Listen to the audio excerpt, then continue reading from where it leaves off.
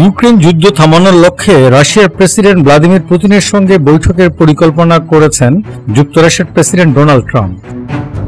তবে এই বৈঠকে থাকছেন না ইউক্রেনের প্রেসিডেন্ট ভলোদিমির জেলেনস্কি। এই নিয়ে সমালোচনা চলছে।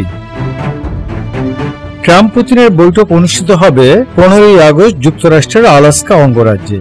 গতকাল শনিবার হোয়াইট হাউসের এক কর্মকর্তা রয়টার্সকে জানিয়েছে, ইউক্রেন যুদ্ধ নিয়ে আলাস্কায় পুতিন ও জেলেনস্কির সঙ্গে ত্রিপক্ষীয় আলোচনার পথ খোলা রেখেছেন ট্রাম্প। তবে পুতিনের অনুরোধে এখন শুধু দ্বিপক্ষীয় বৈঠকের পরিকল্পনা করা হয়েছে। তবে শনিবারই মার্কিন সংবাদ মাধ্যম এনবিসি নিউজের প্রতিবেদনে বলা হয়েছে, 15ই আগস্ট আলাস্কায় ট্রাম্প পুতিন বৈঠকে জেলেনস্কিকে আমন্ত্রণ জানানোর বিষয়টি বিবেচনা করছে হোয়াইট হাউস। বৈঠকের বিষয়ে জানাশোনা আছে এমন একজন ব্যক্তি তথ্য জানিয়েছেন। প্রতিবেদনে এও বলা হয়েছে, জেলেনস্কিকে আমন্ত্রণ জানানোর বিষয়টি চূড়ান্ত নয়, সম্ভাবনার পর্যায়ে রয়েছে।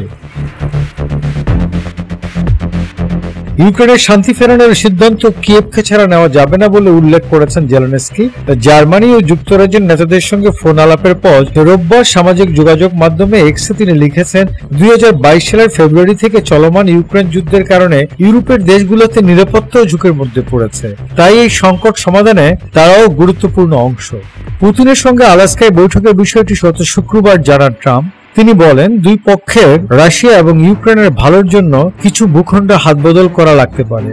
ইউক্রেনের প্রায় 20% ভূখণ্ড রাশিয়ার দখলে রয়েছে। যুদ্ধবিরতি চুক্তির শর্ত হিসেবে ইউক্রেনকে এইসব ভূখণ্ড রাশিয়ার কাছে ছেড়ে দেওয়া লাগতে পারে, এমনই ইঙ্গিত দিয়েছেন ট্রাম্প।